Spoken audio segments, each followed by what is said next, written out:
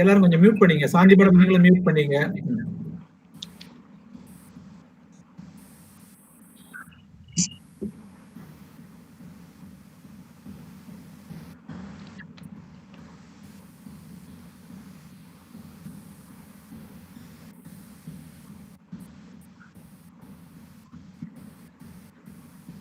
Shanti madam first. A very good morning to all. Have a great day.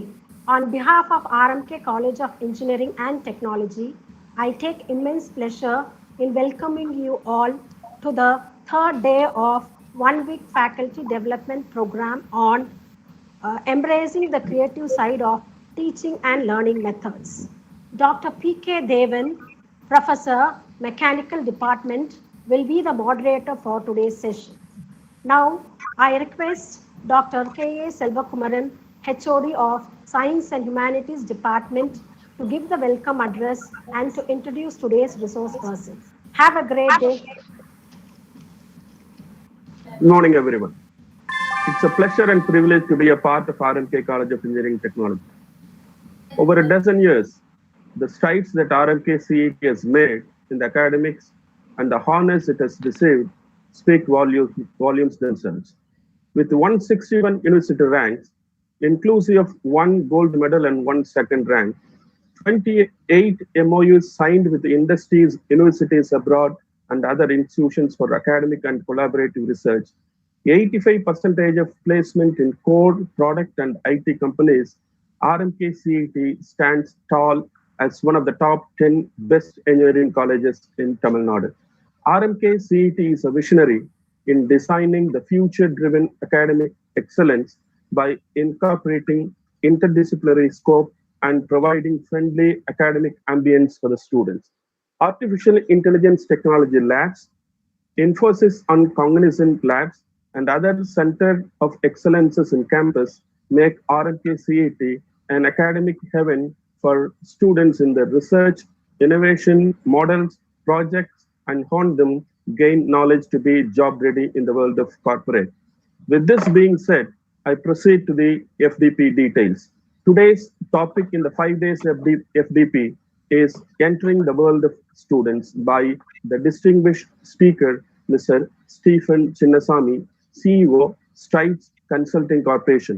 The participants are requested to be receptive throughout the session and can post their questions in the link provided. Further, the participants are asked to fill the feedback form with utmost clarity and correctness. A digital certificate is ensured for only those participants who attend all the 5 days and submit the feedback form. At this juncture, I'm delighted to introduce the speaker of the day, Mr. Stephen Chinnasamy, CEO, Strides Consulting Corporation. Stephen Chinnasamy is a mechanical engineer by profession. He has over 37 plus years of hardcore industrial sales, marketing, and business development experience. Accompanying people towards self-development and is an inherent quality that he discovered in the course of his career in the corporate world. When what started as a hobby became a passion and led him to take a diploma in training development from ISTD New Delhi. Over the last 26 years, he has been in the field of training and development. He is currently a visiting faculty at the Green Lake Institute of Management, Chennai, and several other institutions of higher learning. Mr. Stephen's vision, illuminating ideas, knowledge, and expertise, coupled with this professional excellence and a compassionate heart, having left indelible positive strokes of hope in the lives of many. On an elated note of love and respect, I extend a hearty welcome to Mr. Stephen Chinnasamy for today's session. I further extend my hearty welcome to the enthusiastic participants gathered across the country. Wishing you all a great day ahead. And now over to Mr. Stephen for his enlightening insights. Very good morning to all of you. I'm extremely happy to be here this morning with you to spend this time, really looking at the need to enter into the world of the students. Now, we are on the third day of this faculty development program, and rightly so, the first 2 days focused on how to empower ourselves as faculty. We saw in the first day how you should become effective in online learning. And yesterday we saw all the tools and techniques that we can use for e-learning. Because the scenario is changing around us, there is so much of uncertainty. We as the educators are forced to relearn ourselves, relearn our skills, so that we can actually become more and more effective in the profession that we have chosen to become teachers. Teaching is always considered a noble profession, and it's always been a joy because of the many things that each one of us have experienced through our teachers when we were in school or in college. And for many of us, the turning point in our life could have actually come by that one kind word or one kind look that some teacher gave you when you or me most needed it. I cannot forget to recall all the teachers that have influenced me right from my career, right from my school days. I started school in a very small primary school in Madurai, and I'm told by my mother and my parents and my sisters that I used to hold the hand of my teacher and would never leave the teacher's hand from morning to evening. So much so, I used to go to the staff room and the staff meetings with her. Sometimes teachers have a tremendous influence. So the question today for us is, we are getting empowered as teachers for what? What is the reason that we want to get better and better as teachers? Why should a doctor become a better and a better doctor over a period of time? Look at any profession. The excellence that we strive for is actually for the people that we bring that expertise to. A doctor becomes good for the patients. And so if you and I have to become good as teachers, it is actually for the students. And so if you and I have to become a good teacher, then one of the primary focus should be, how can we know them as students? And I'm sure all of you who are there in this program this morning, you will tell me that knowing students is one of the most difficult aspects of today's teaching. It's very, very difficult to understand them. We don't know why they don't cooperate with us. We don't know why they don't study and come. We don't know why they don't complete the assignments. We don't know why they don't cooperate in the class. We give the best, but somehow the best doesn't come back, is what every teacher feels. So is there a component that we may be missing in our professional lives? That's what we need to look at. And so I'm going to just share my screen and move into showing my PPT for you. Okay, so I'll just show that screen for you in a minute. Hope you can see my screen. It says, entering the world of students, the pathway for effective teaching. So if you want to become great teachers, is there a path to take? And I think it's about this whole idea of how do we enter the students' world. And we'll see why it is so. I'll just give you the agenda for the session. What I want to cover today in this about 50 minutes time that we have, because the rest would be for question and answers. The first 25 minutes, the next 25 minutes, and the last 25 minutes, if you divide in, the first 25 minutes, I want to ask, why should we enter the world of the students? Now, I've been interacting with professors and teachers in the last 20 years, hundreds of them. And many professors ask, why should we enter their world? They have to enter our world. We don't need to enter their world. It's a very tough question for many of us. Is there a need to enter? I think we'll have to answer that question if we need to understand this. The second one is, what does it take us as professors? Does it take something? Should we sacrifice something? Should we give up something in order to enter the world of the students? Because it's about coming down from where we are as teachers to enter the world. Their world is at a different plane, not in the plane at which we are as professors and teachers. So what does it take for us to come down? And also, we will actually see how we can enter into the world of the students, because this can be a very, very tough question. And for most of us who have children, and especially teenage children at home, you know very well how difficult it is to enter into the world of our own children. We can understand your students better, but you can't understand sometimes the children at home, because they're in a different world altogether. And today, with this very technology that we are coming to help us to connect, we also felt that this technology has divided us and taken our children and our students away from us. I remember this famous quote that it came in the beginning of this COVID time.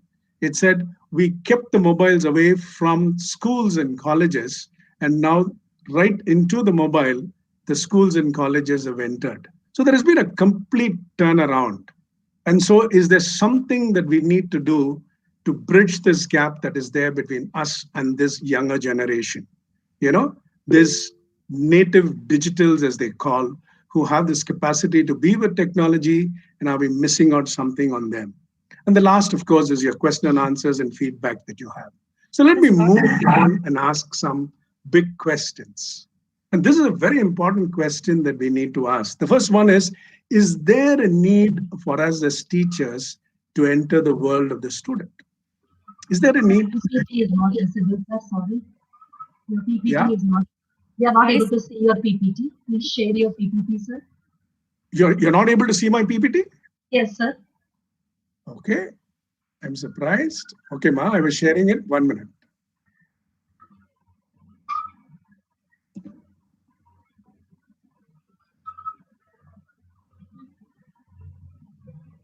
You didn't see it from the beginning?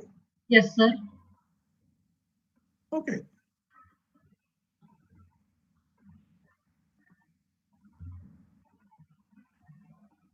Can you see it now? Yes, sir. Now it's visible. Okay. Thank you, sir. Thank you, sir. Are you able to see it now, Ma? Yes, sir. Okay. So entering the world of the students, the pathway for effective teaching, I gave the explanation of the agenda, and some big questions we need to ask. I started off and said, is there a need for us as teachers to enter the world of the student? Is there a need at all? Should you and I enter? Why should you enter? Because I've heard many professors say this to me. See, we have come to teach. They have come to learn. Why should I enter the world of the students? They know they have come to study. And why is it that we need to go and do something extra? I will go to my class. I will take my lessons. They're supposed to follow, and they're supposed to do it. It's almost like saying that any of us who take a responsibility in our lives should automatically do it. But is the world around us like that? The lady who comes to work in our home, she comes to work. Why can't she do the work and go completely? It's $1 million question. Okay? A person who joins an organization is joining to earn money and give his best for the organization. Why is he not working and giving his best? Somewhere there is something missing in all of us, that even when we commit in doing everything to the best, there is something that is holding us back. And that is where an understanding person in the work environment or in the school or the college environment makes a whole lot of difference to those who are struggling to go through their experiences in the learning experience that they have as students. Okay, so what is the balance of this teaching learning process? As teachers, we bring our knowledge, our experience, our time, our energy, A lot of us are putting in a lot of hard work and also a lot of hardship. And if you're now teaching from home, the amount of hardship that teachers are going through, I know what a teacher is doing it. Late into the night, preparing those lessons, creating the PPTs, preparing the quiz, getting ready to ensure that their students have the best. Plus managing home. We have all become multi-taskers today. And when we do the best, and if there is students on the other side who are not cooperating with you, who are not willing and who are not disciplined, who are not involved, and who are not giving you that commitment or that respect, somehow as teachers, we are completely broken. And we wonder, why should we continue doing this? Where is this balance to be created? Should we do just the teaching bit, or is there more to teaching, is the question that comes when you look at this balance. I also want to point out at this point that when you are a teacher always comes with a power, a position, and a status that is much bigger than what a student enjoys. So some of the equation is not as equal as what we see in this picture. As professors and teachers, we definitely enjoy that power and that responsibility. That's why we get these comments in schools and colleges. I'll see what I can do to you. Let me see how you pass this and get out of this college. Why? Because we have that power, and sometimes we use the power maybe not in the right way. And we hold these students because we want something out of them, and we may tend to use it in the wrong way. So I think if you take the parent and the child, the parent has a higher responsibility to get the best out of the child. A doctor and a patient, the doctor has a higher responsibility to make the patient cooperate to go through the healing process or the treatment process. And so also a teacher and a student, the teacher, though has the power and the status and the position, has a higher responsibility to actually take that onus to actually bring the student to go through. So keeping that at the background in mind, I just want to take you to answer this question: who is an effective teacher? Who is an effective teacher? There are three things that makes a teacher really what the teacher is. For many years, me and my colleagues, a very good friend of mine, G.N. Radhakrishnan, and another wonderful lady called Sheila Ma'am from TI Group of Schools, who's now moved out from there. We used to run a program called the Teacher Empowerment Program. And we actually designed a program to get the best out of teachers. What does it make a teacher to be effective? Let's see what they are. The first one is that you have to be the best in your subject, which is your content. You have to be the best. There can be no better person in the knowledge that you have about your subject. Because if you don't have the knowledge, then as a teacher, you cannot share it to your students and to the others. So definitely, the qualifying factor is that you are good in your subject. That's why teachers keep learning till the end, are researching, are producing papers, are doing doctorates, are doing postdoctorates. You are on the search to learn and to get the best in your subject. There's no giving out on this. But is that enough? If you have the best knowledge, there's something more that you need to do. Okay, what are the next? The next one is you may have the best knowledge, but how do you connect with your students? How do you engage them? And how do you transfer that knowledge? Because when you have the knowledge, there should be someone willingly there to receive what we have. And so the second best quality that you and I need to have as teachers is not about being the best in our subject, but have an ability to connect and engage with them. That's the next best important one. And what's the third? It's not enough you and your class are the best.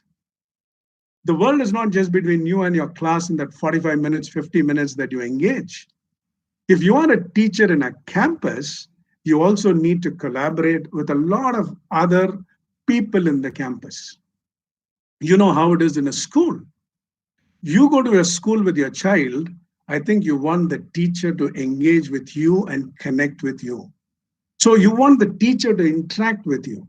So the role of a teacher is not just to connect and be good in the subject and with just the students, but I think it's a larger dimension that goes where you have to collaborate with the others. Others means first your students, your colleagues, your head of the departments, your principal, your management, definitely your parents, and there can be different stakeholders. How good are you and how effective are you at this larger sphere of influence? What makes you a good teacher? So just have a pause and look at and check yourself and see, as a teacher, where are you strong in these areas? Where can you actually improve a little bit in this whole development that you're having? Because we're talking about faculty development program, and I think we need to develop in all aspects of our, teaching as a teaching ability as a teacher. So these are the three areas. Where are you strong at, and where do you think you need to improve?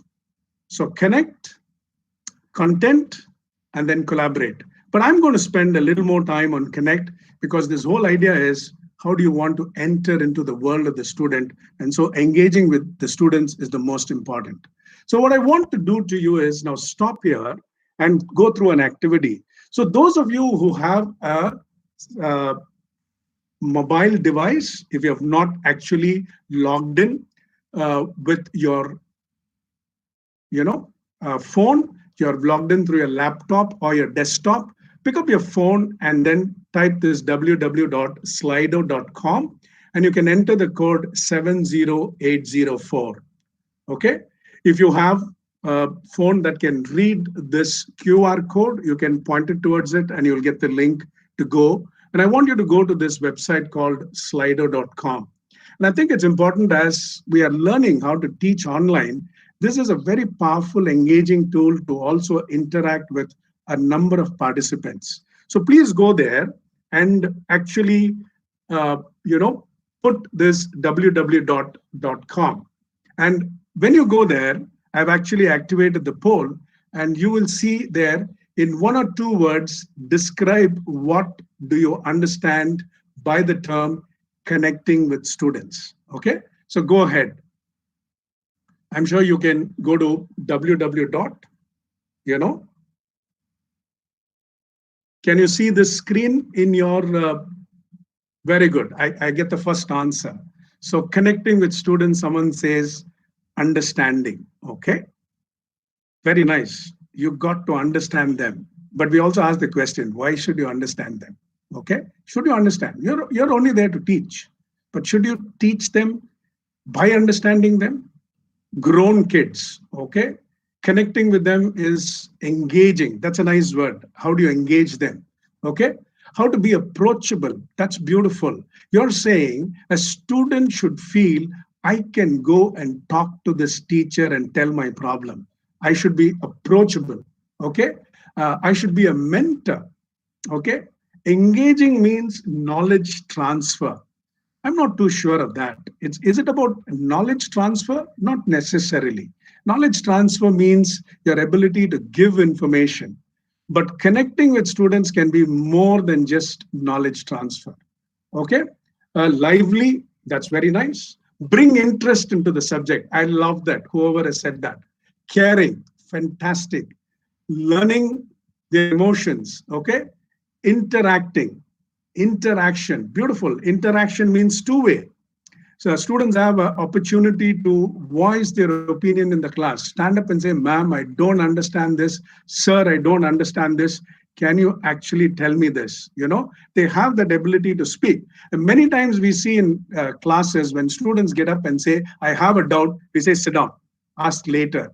And then by the time the period is over, they have no time to ask you. Okay. Now I'm seeing a whole lot of things coming. About 42, 43 of you have put, okay, understand them. Understanding own self. Oh, fantastic. Okay. Connecting with the student starts with connecting with me and then going to the others. Beautiful. Okay. Friendly approach. That's a good one. Having a good rapport. Okay. Achieving the outcome. Okay. Very nice. Fantastic things you have said. So you know that connecting with students is more than your subject knowledge. I want to ask the question, why should you connect? Why should you engage? Keep the thought in mind because we're going to come back to that, okay? All right. I'll take a pause here and I'm going to give you another question immediately after this. And I'm going to ask you this question. Which is more important? Which is more important in the success of a professional? And when I say a professional, I mean a professor, a teacher. Okay? Which is more important in the success of a professional? Is it knowledge? Is it skill? Or is it attitude? What do you think? Okay, just go ahead and see what it is. Okay, it's a tricky question, and most of you know multiple choice questions. There will always be a distractor. Okay, so there is one distractor here. I'll wait for the numbers to reach around 50, and then I will actually give you the answers for that. Okay, so that's pretty good. Let's see how it goes. 46 of you have said all of the above, all of the above. Okay, 16% are saying attitude, 2% only are saying knowledge, 2% only are saying skill. That's interesting. We want to play safe. Okay. Okay. Now, for all of you, it's crossed 50, so I'm going to give you the answer. For all of you who have answered all of the above, the answer is wrong. Why? Because the answer is very clearly asked, which is more important. That means you'll have to choose only one of the three. You have to either choose knowledge, you either have to choose skill, or you either have to choose attitude. Okay? And you may now realize that if that question, which is right on the top, all of the above is removed, then what is your answer? Okay? Just think about it. Okay? Is it attitude? Is it knowledge? Is it skill? Okay, I'll give you the answer in a minute as what some of the fantastic research have done and what people say and talk about it. I'll ask you one more question before we move out of this Slido, which is this question. I want you to think of a teacher or a professor who influenced you the most. Now, I'm only telling you the most. It can be negative or it can be positive. Because I'm also into counseling, and in the corporate world, when you counsel, much of the hurts and the challenges that adults carry through are the hurts that they have received actually from teachers. Okay, so keep the influence alone. It can be positive or negative. Think of a teacher who influenced you the most. Okay, what characteristic of the person was the reason for this influence? So you have to give me a characteristic.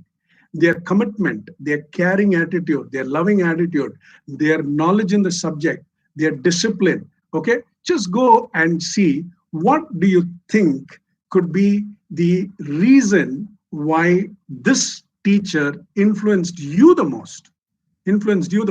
Okay, very interesting. Now, a whole lot, 25 of you answered, and I'll take this once, you are done. We'll go from the bottom. So this is where it started. Okay. We'll see where. So the knowledge of the teacher, you're saying, the personal attachment. Okay. Guidance. He was very humble and easy to approach. Warmth. Okay.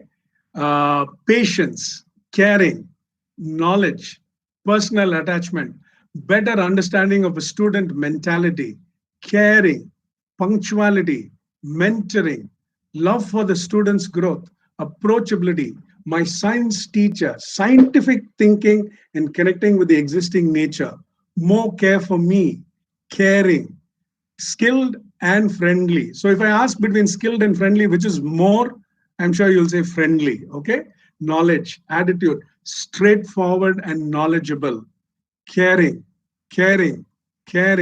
anecdotes, the power of storytelling, ready to help and a visionary, ready to help, humble with students, okay, in all situations, integrity, knowledge and attitude. If it's knowledge and attitude, I'll ask which one of the two, okay?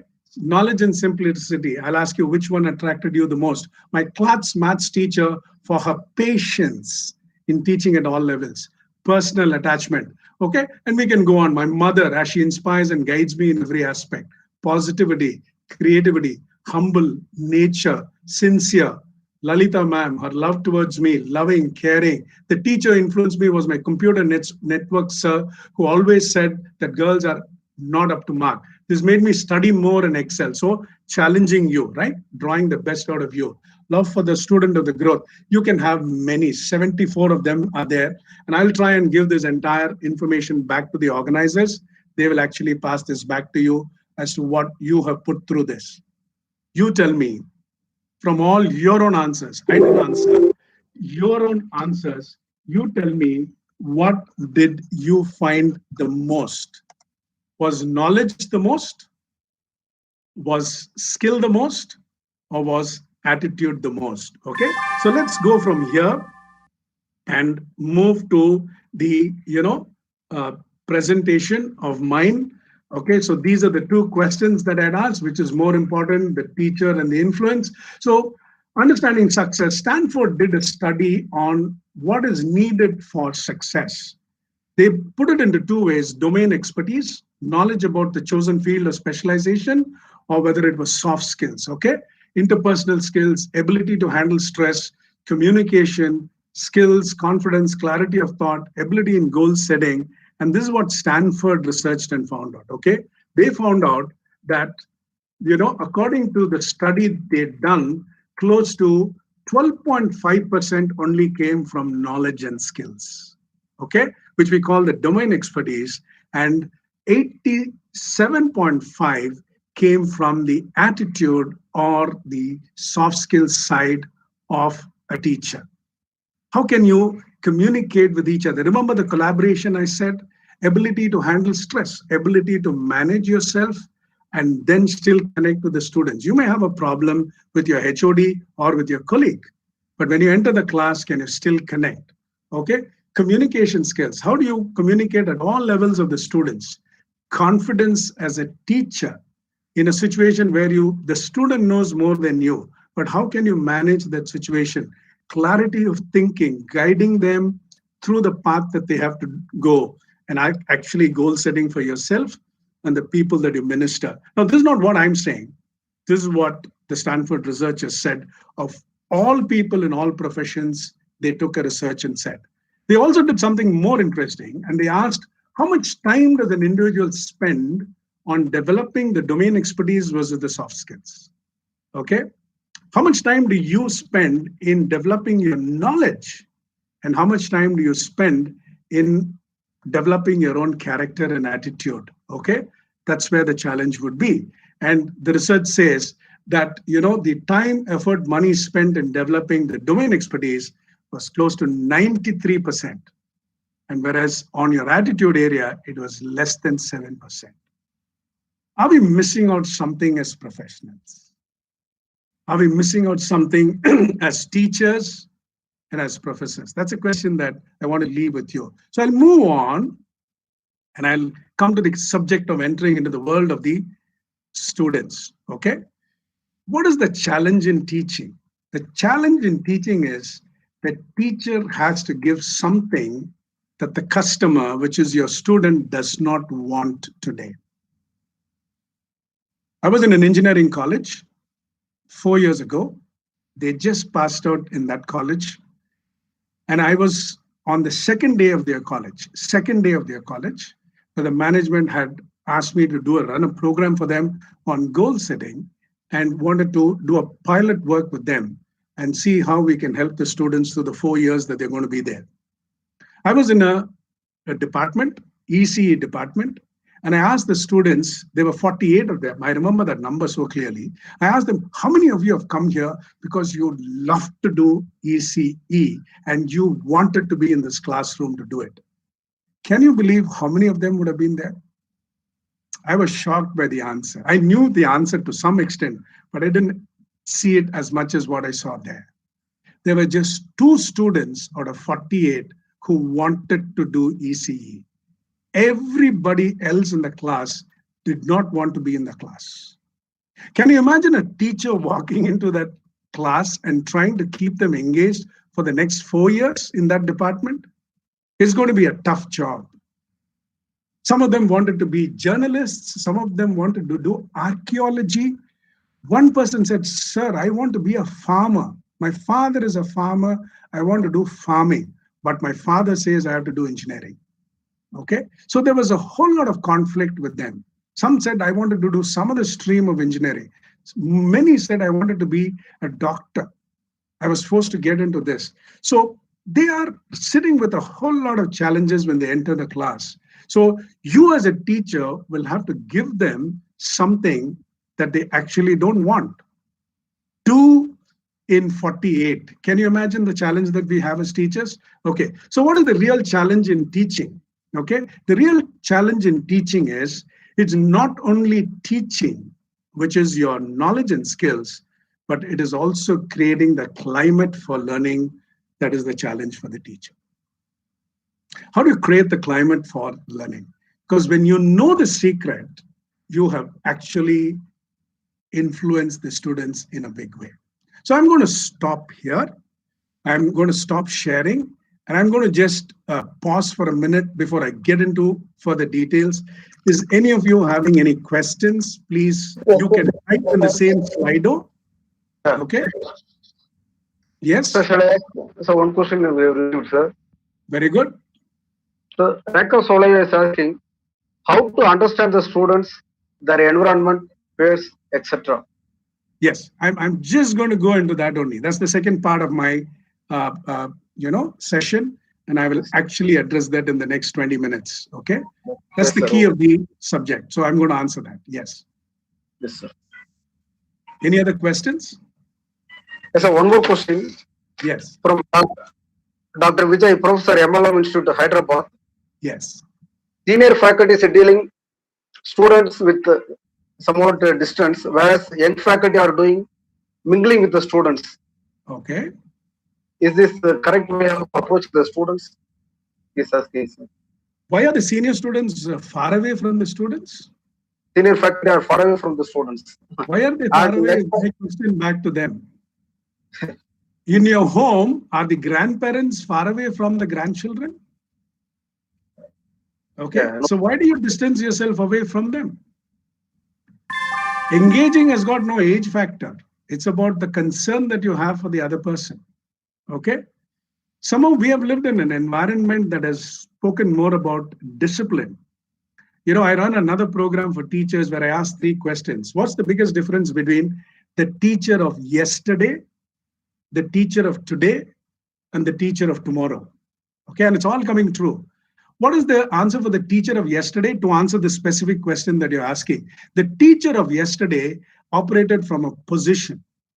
I told you teaching was a noble profession. Teachers were considered in high esteem, so they were respected and looked in awe. So even if something was wrong with the teacher and you went and complained to the parents would say, listen to your teacher because they must be right.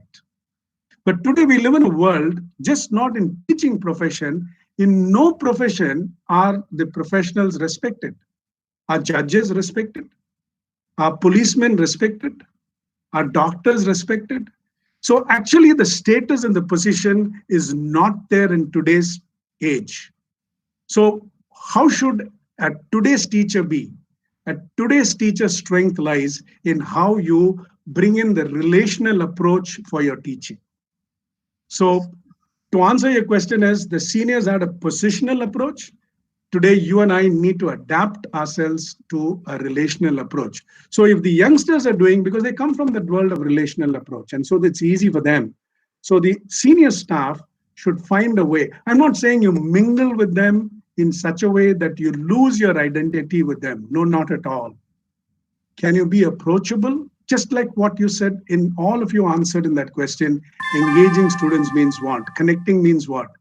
To be approachable, to be kind, to be caring, to listen, to wait upon them, give them the room, keep your doors open so that a student can walk into your room anytime, can approach you in a corridor and ask a doubt or a question. That's where you have to be approachable. Students will love you for that. So the question that I would ask you is, why are you hesitating to relate to people? Imagine if you are working in an institution and the senior people, the chairman, the trustees, and the owners of the institution don't talk to you at all, and if they come down and have a word with you and ask you, how are you doing? How would you feel for the day? So it's about this ability to connect that actually makes a difference. What we want in our lives is what the students want, I would answer. Yes, sir? Thank you. Yes, sir. One more question, sir. Okay, I'll take that.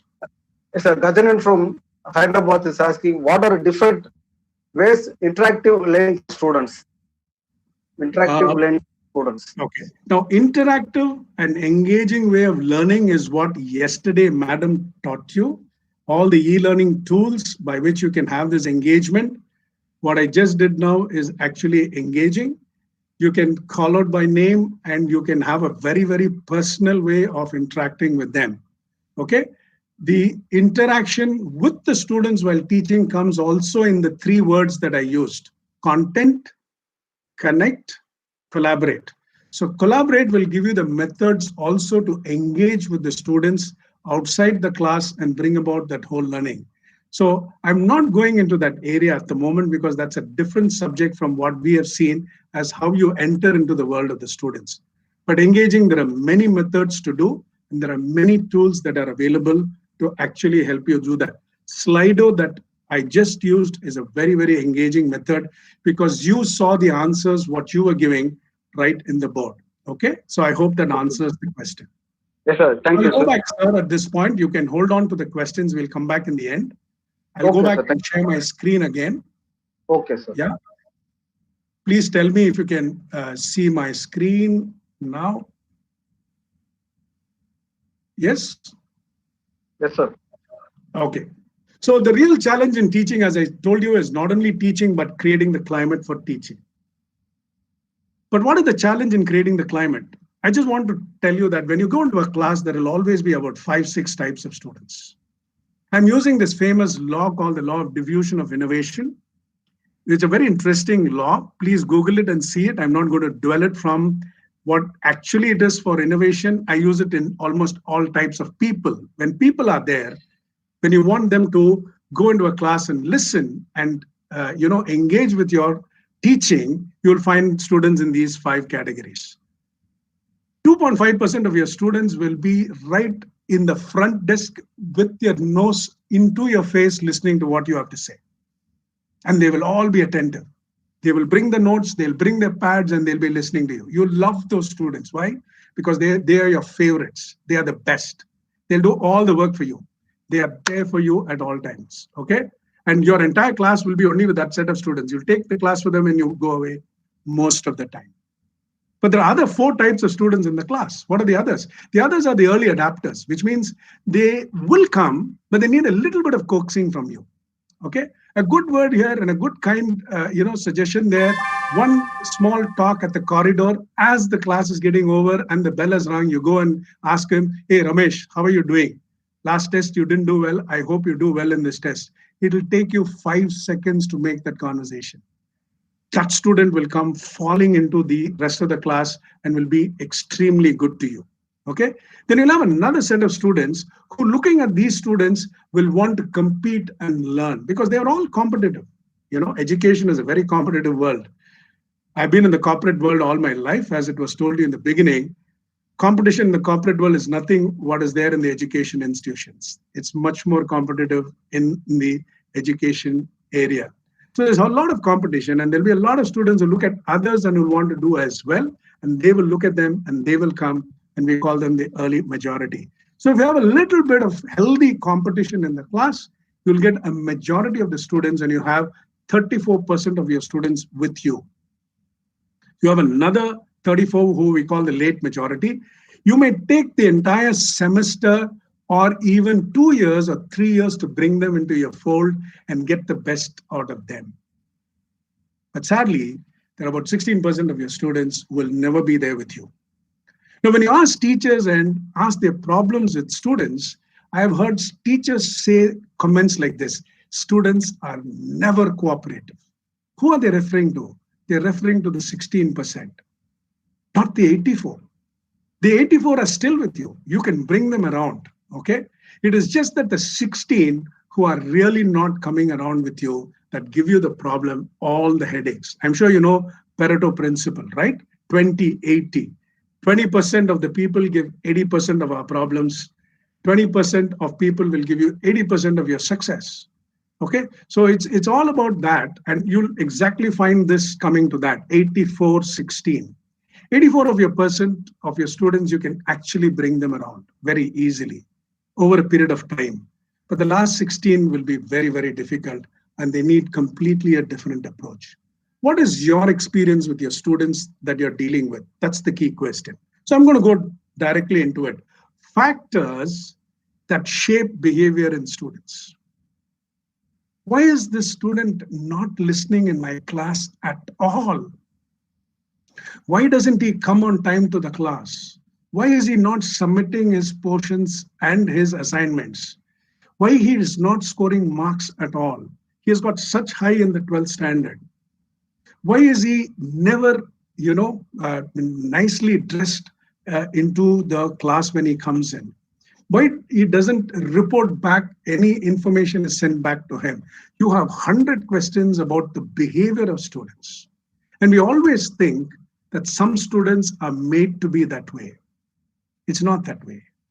There are many factors, just like how you and I are influenced, there are many factors that influence the behavior of a student. The more we are aware of it, the more we can actually look at them with compassion and with a caring attitude. What are some of the factors that actually, impact these students? Major events in their life. I met a student in one of the engineering colleges in Madras, and I won't give you the name of the college, nor the student. But you know what he told me? His father was a big politician, very powerful person. And he was in the hostel, and he would never open his mouth in the classes that we took for soft skills and language training. And when we asked him, I probed him and I spoke to him so much more, he just told me, sir, my mother committed suicide. And when I entered the room, I saw my mother hanging from the ceiling. And I find it extremely difficult to get over it. Can you imagine the child having that as a weight to carry through his life? And then he has to come and study and be the best in class. It's very, very difficult. There can be major events of finance, of death, of separation, of problems of finance that has happened in their lives that can actually contribute to their behavior here. You know about the peer expectations. Students are influenced by peer pressure more than anything else in their college life. You and I were influenced. Let's not forget our college days, how our influence would come and take us. I studied in a regional engineering college in Nagpur, and I remember at 9 o'clock, 8:30, 9, when we'll sit down for the next day class, friends will come and tell you, we're going for the second show movie, why don't you come? And if you don't go, they will come, lift you, lock your room, take you to the movie and come back. And yet you would have to study and pass the exam next day. Peer pressure can be phenomenal for these students. And today, that students are influenced just not by, movies, but they are influenced by drugs, by alcohol, pornography, and a whole lot of things that are influencing students, and they have to fight the peer pressure. Family circumstances that they come from can be another important factor. Are they comfortable? Are they happy? Is it a single parent supporting them? Is it just a mother contributing? Is it the father alone there? Are they coming from a good background? Are they having the support system? We don't know what's influencing these students. History of their student life. He would have been an excellent student, but something would have happened in the 12th for him, and he can be completely mentally disturbed after that. He could have had a bad life in his school days itself, and teachers could have called him a dumb student, slow learner, poor student, and he carries that image and comes. His student life can actually affect him the way he is today. He could have been a victim of current events in the college. There are many things that happen. I've seen so many students getting caught for absolutely innocent things. One boy bent down when a girl dropped, a pen or something in one institution, picked it up and gave it to her. Some person in the disciplinary committee saw that, and then he was caught and remanded for talking to, the person and doing something. It is all reported wrongly about the boy. And he was crying, weeping his way through, saying that, sir, they misunderstood me. I didn't do anything. And I know this boy very well. So circumstances that can happen can actually disturb the students, both positive and negative. I'm not only saying negative, positive and negative. And the culture of the environment in which they come, their school, their home, the environment in which they are, in the hostel, in the department, in the college, many things can actually influence them. And finally, the nature of the current demands. Okay, if he's already having 8 arrears and you're pushing him, he can respond very differently from a person who's got just 1 arrear. Okay, or if he's having something else going on at home and then he still has to respond and study. There can be multiple factors that shape the behavior of students. Now, should you know all? You need not. Should I understand them completely? Not necessary. But at least to be aware that can be any of these reasons that is affecting the students can actually make a world of difference to them. So I'm going to the last bit.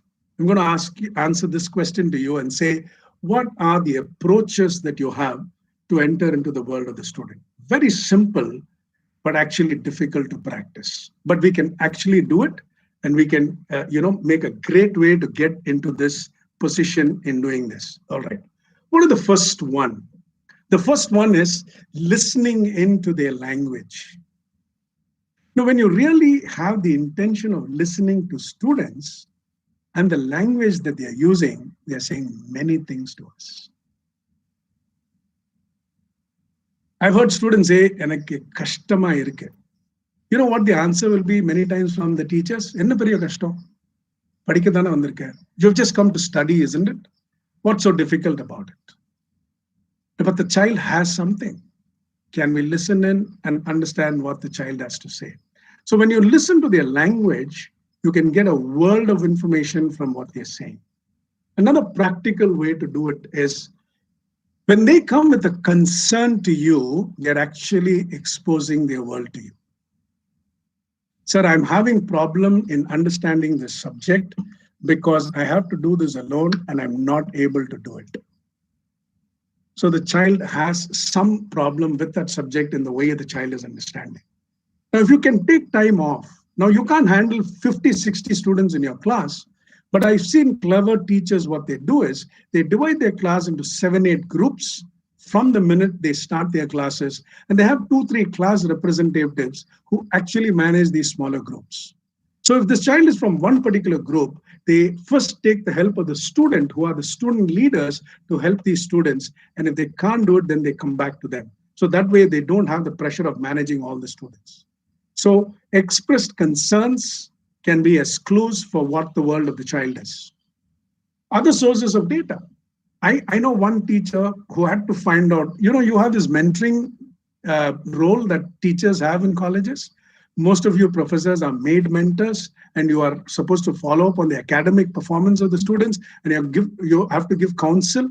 In one university, I have trained close to about 400 professors only through that mentoring. I call that program, the companion of a student, companionship.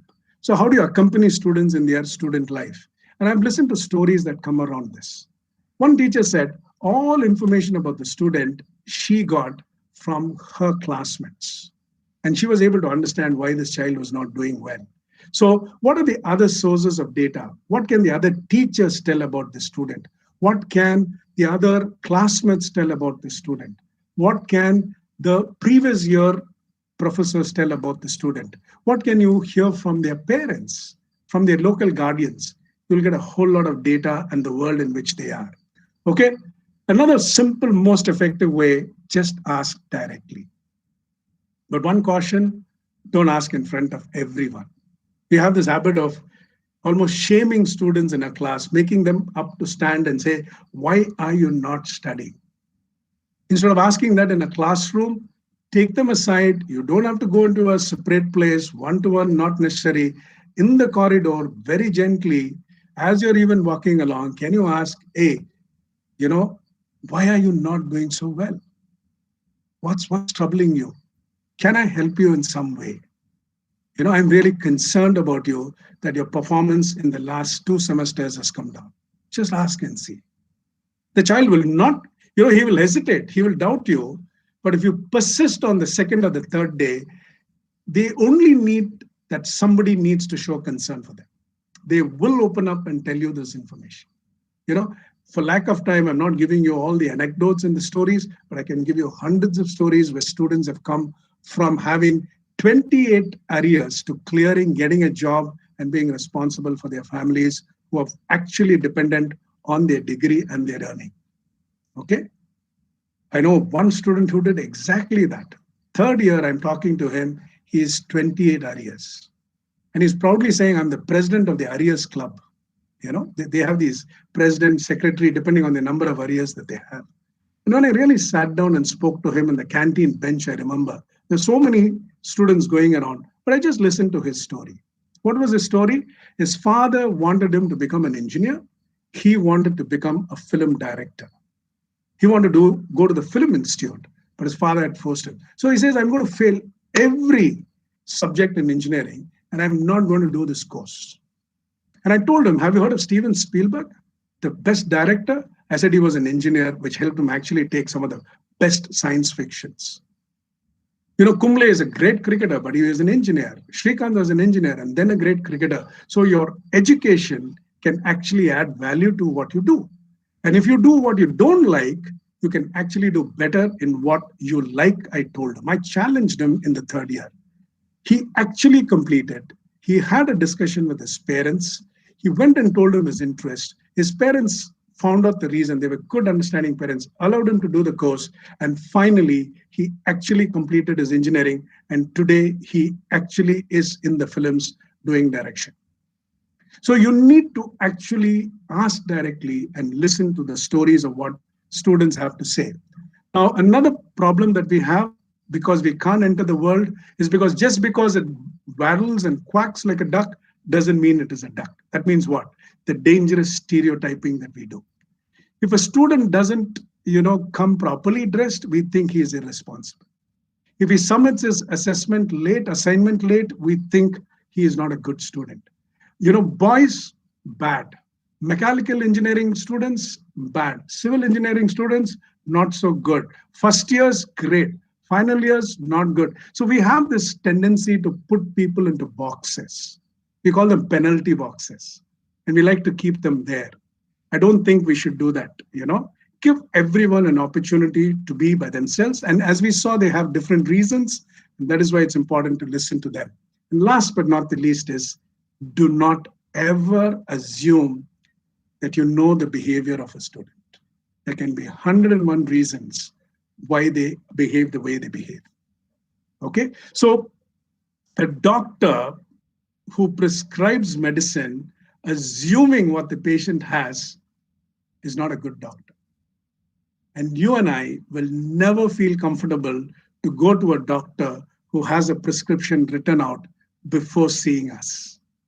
I think we have to find time to understand these students. I want you to take back and also say, remember, it's not the 84 that will give you the trouble. It's just the few that you need to understand. And when you help turn around one or two in that area, you'll find that influences the entire class positively.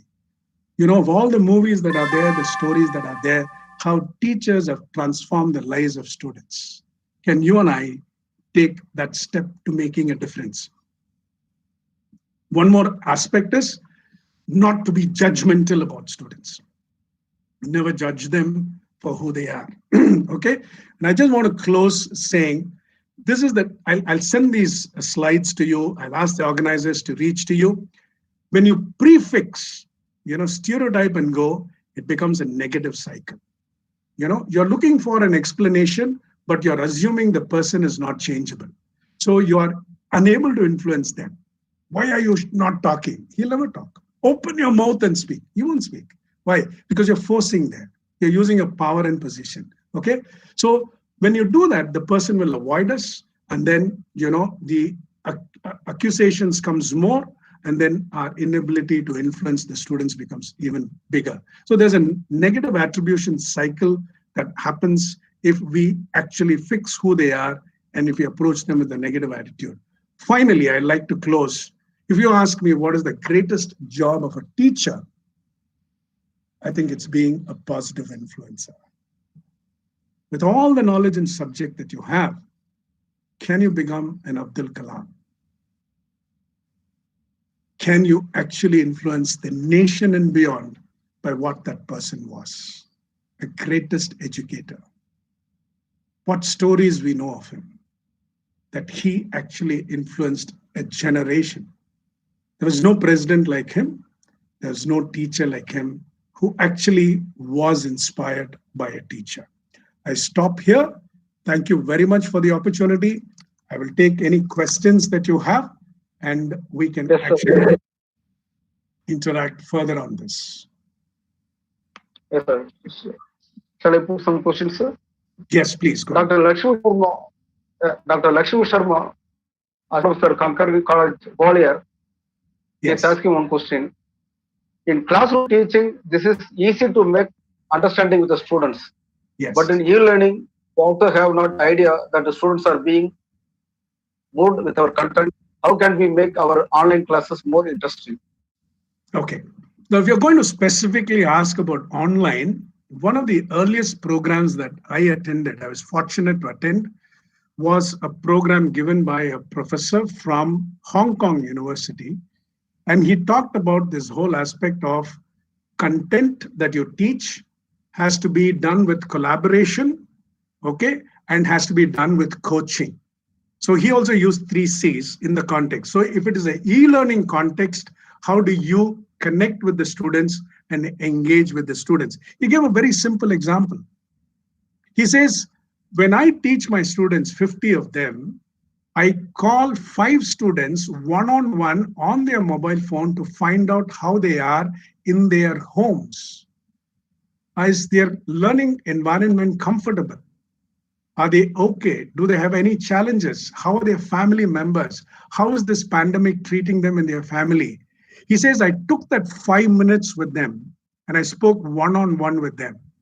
And he says, the engagement in my class went up almost 50 to 60% from the next day. Students who were not attending my class, my students went and called them and said, the professor is concerned about come and do. So when we are concerned about just giving and passing information, the task that we have to achieve, we have a task to achieve, which is teaching.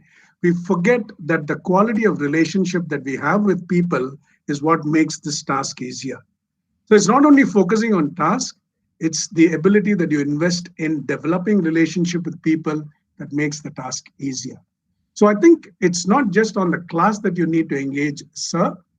I think you need to find ways to engage outside the class. Yes, sir. Another question. Yes, Mr. Devan. Mr. Sweta Vora from Bangalore, she is asking, yes. We are forced to give attendance to students indirectly, making them not punctual to class. Mm-hmm. How to manage this aspect, sir? Ma'am? We are forced to give. Yeah, you're forced to give attendance. Now, I want to say, when you classify problems, it's very important to classify problems from different aspects. Now, is the problem with the teacher? Is the problem with the student? Or is the problem with the system? Yeah, you can have a self-generated problem, you can have a others-generated problem, or you can have a systemic problem. So when you say you're forced to give attendance for students who are not attending, then I think it's more a systemic problem. Okay, that's how I would look at it. So you have to influence the policy of the system, and it's got nothing to do with you and the teacher relationship. Okay, now are the students forcing you to give? Then you have to be concerned. Okay, but if the system is asking you, then it's a very different thing. Now, I have a very simple, different take on this. Let me answer this question to you. Why should students come to your class? Because they need attendance. Now, if you force them to come, will all of them come? So which means I'm asking, if law is enforced, will 100% people follow the law? For example, all of us have to ask, wear masks and go out. Are we 100% following it? So can law be enforced and people expected to follow? No. So influence is beyond law. That is what this whole subject is about. So it's not about making students not come and give attendance. I'm asking a higher level of influence and saying, how can you even make students to come? Not because they will get the attendance or not get the attendance, because they love to be in your class and attend your class. Can you influence them from that perspective? I hope I've answered you. Yes, yes. Thank you, sir. So one more question. Roger Parswamy is asking, can you please point out balancing below average and above average students in the same class? Come again, sir? Can you please point out balancing below average and above average students present in the same class? So I heard one of the teachers say in our FDP program, day before yesterday, Professor Prasanna was saying that there is no average and below average. It is just that their learning styles are different. And so the whole question is, how can you make students learn actively in your class? While a student will hate your lecture method, he can be very interested in a practical visual learning method or a kinesthetic method. So I'm going to give you a concept called differential learning. Differential learning. Please Google and see. Differential learning means you as a teacher will prepare about 2-3 hours for a 1-hour class before the class. And when you get into the class, you'll never be the center of the class. Students will be divided according to their learning interests, readiness to learn, eagerness to learn, and they will be given activities for the same topic, same subject in 4 different ways. And each of them will learn in their way. And at the end of the class, when you take a test to evaluate and see, all of them would have learned the class in the same way. That's called differential learning. What are you doing? You are adapting your teaching method to meet the different needs of the students. It means a lot of work for the teacher in the beginning time, that you have to know the needs of the students and you have to adapt the teaching methods according to them. A very, very, very, very successful method called differential learning. You differentiate the learning approaches and you teach students from that. And that methods are available for virtually every subject if you Google and see. Be brave to experiment this. I've had a raving. In the teacher empowerment program, I've done this with teachers in school. We have also done with professors in colleges, and they've had some amazing stories to tell as to how students become very active in learning. So you have to adapt that method, sir. There is nobody as a slow learner or a poor learner in class. Yes, sir. Thank you, sir. Yes. Sir, during a class, if 2 guys are constantly talking to each other, how to correct them? Oh, during a class, if 2 guys are constantly. You don't need to correct them, sir. That means they're not interested in your class. If I were you, I will join their conversation. I will make them the center of the class. Give them the focus because they are more interested in something else. Okay? Involve them in the teaching learning process. Make them take a portion of the subject tomorrow. Okay? So something pressing is happening. Today is what is pressing in the students' lives. Relationship problems. Okay, so they must be busy talking something about it. Can you make your class more interesting than that? That's why I said our expectation is that why should we go the extra mile is the question that we're asking. That's why I asked in the beginning, what does it take a teacher to actually enter their world and then to influence and teach? So sometimes we have to use different methods. In Tamil, there's a beautiful proverb that says, "Aadra mata aadi karakano, paadra mata paadi karakano." And if you translate that into English, when you have to milk the cow, if you have to sing and milk it. If you have to dance and milk, dance. That means sometimes we have to be adaptable to create the interest in students. I'm not saying you have to do all the time, but if it's a repetitive behavior, then it'll be worth going back to any of those methods and talking to those 2 students to find out why they are constantly distracted in your class. Yes, Devin, sir? Very good, sir. Yes, sir. Good, sir. Thank you, sir. So, one more question. How to deal with the introvert students? By Dr. K. Mohan, sir, from Hyderabad. Okay. How to deal with... Sir, thank you for that question. Introvert is not a weakness, sir. Introvert is another nature. If you look at the multiple intelligence, people who are introverts are some of the greatest contributors for innovation and advancement in the world. By nature, they like to be by themselves. Okay? So my only question to you would be, in what way is the nature of being introvert affecting that student's performance? If that is so, then it may not be just introvert. The student may be having some other emotional pain or a psychological problem the student may be having, and maybe withdrawing from his classmates or the general environment. One-on-one discussion will help you to help them. But if they're just introvert by nature and they're actually performing, I would recommend leave them alone, because some of the best people in this world are introverts, and there's nothing wrong in that. And if you know many of the personality types tools that are there, called the MBTI and other tools, you'll find that we always divide people into extroverts and introverts, or anywhere in between. There's nothing right or wrong about these natures that we all have in our personalities. Thank you, sir. Yes, sir. G. Kavita from Bangalore is asking, sir, please give some insight to reduce the distraction of social media. Very tough question, from man. Social media. Very, very tough question, man. How successful have we been in being not distracted by the social media? Yes, It's. I would say, don't fight it, man. Don't fight it. Have very clear boundaries, and leave it for the adults to learn by them. I made the mistake of using the word kids and children in my talk, for which I apologize actually, because all the students who we deal with are young adults. And so they have the knowledge and the capacity to know what is right and wrong. I think it is important that we create boundaries. That when we have a class, we have to make clear boundaries that you cannot touch and use the phone in the class.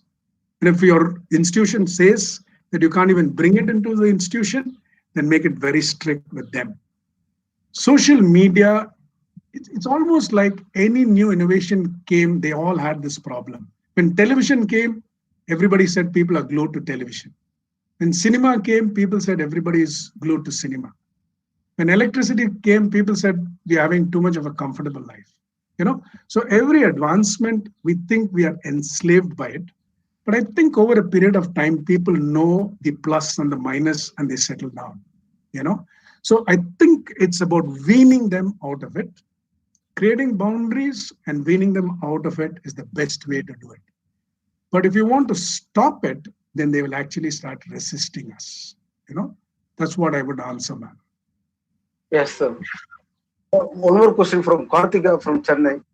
Yes. How to make students attentive with theoretical subjects while teaching derivatives? They are more attentive. While teaching derivatives, they are attentive, but while teaching theoretical subjects, they are not attentive. There are that's what I told you about differential learning. Theoretical subjects can be very, very boring. Are you hearing me, sir? You have to don't give the theory just like that. Hello? Give them the practical side of the theory and then bring in the theory. Okay? So the flipped class approach is a classic way to make theory classes interesting. Okay? So ask the students a question and give them a problem to find out and come about that particular theoretical aspect that you're asking them to teach. Okay? And then introduce the concepts to them and connect it with what they have done. For example, today, I had a lot of theory to cover, but I started off with the actual practical challenges and issues, and then brought in the theory or the concepts behind. So the idea is to make it practical for them and then bring in the theory that comes. But many of us have this tendency to go straight into the theory. Okay? So if you ask me specifically, sir, your subject that you teach, and then how do you want to make that theory come alive, then I'll be very happy to have a discussion with you and help you with that. Yes, sir. Thank you, sir. Yes. Oh, We are at yes, sir, one more 11:15, Devan, sir, so I hope we are on time. Yeah. Yes. Yes, sir. This is the last question, sir. Sure. Is there any scientific method to identify the students, those who need special attention? For plenty of scientific methods. Profiling students and making a scientific assessment of them.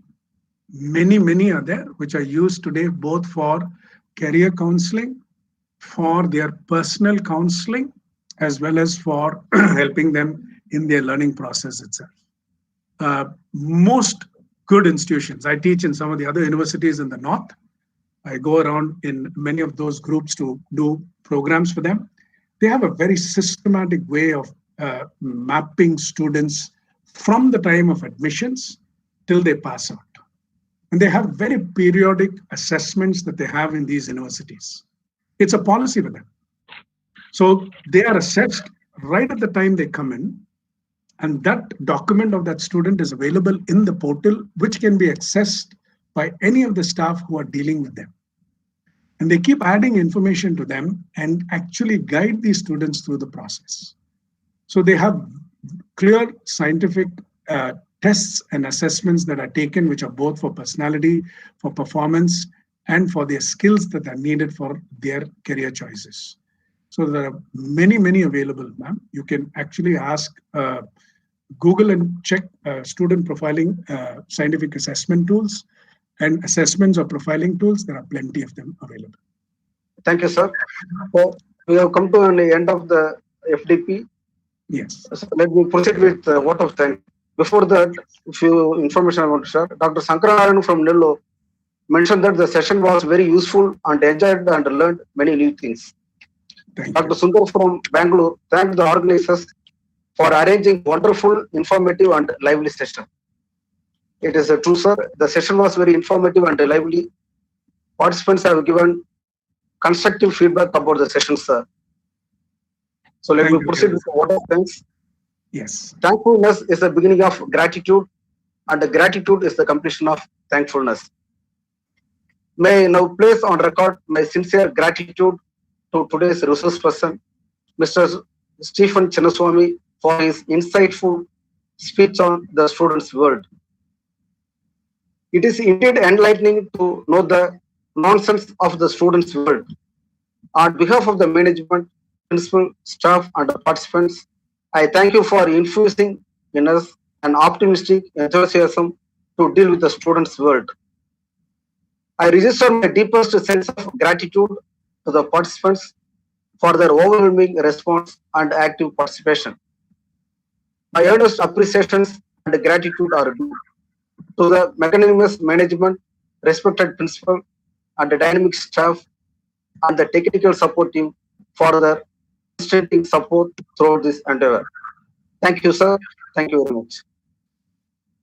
Thank you, Devan sir. It's a pleasure and a joy to be with all of you. I hope you'll become great influencers and influence the world around you. Just think of Abdul Kalam sir. It'll always inspire you. Thank you, sir. Thank you, sir. Thank you very much for your wonderful presentation. I once again thank all the participants. Meet you all tomorrow. Now I remind once again that the feedback link is posted in Telegram group and as well as WhatsApp group. The feedback link will be enabled only for 15 minutes. Tomorrow's session is about Mind Your Heart, Health is Wealth by Dr. V. Chokkalingam, Senior Cardiologist, Professor Emeritus, Dr. MGR Medical University, Chennai. Thank you all once again.